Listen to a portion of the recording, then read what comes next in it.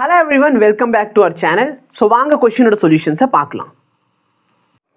A ball of mass m1 and another ball of mass m2 are dropped from equal height, sir.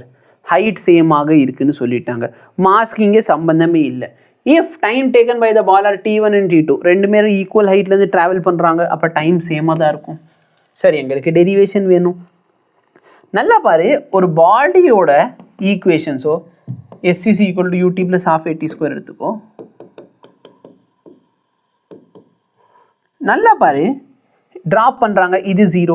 அதோட mass என்ன வேணாலும் இருக்கட்டும் sir. ஒரு heavier object இருக்குது, இன்னொன்று வந்து லைட்டர் ஆப்ஜெக்ட் இருக்குது. மாஸ் என்ன வேணாலும் இருக்கட்டும், ரெண்டு பேரோட ஆக்சிலரேஷன் எப்படி இருக்கும்? சேமாக இருக்கும். கரெக்டாக இல்லையா?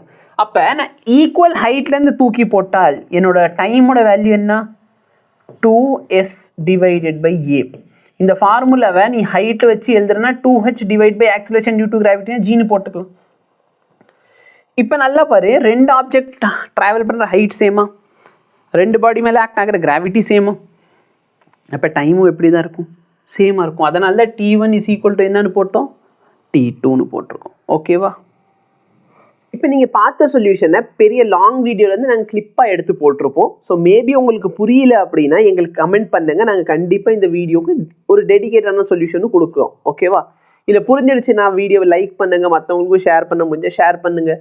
Thank you.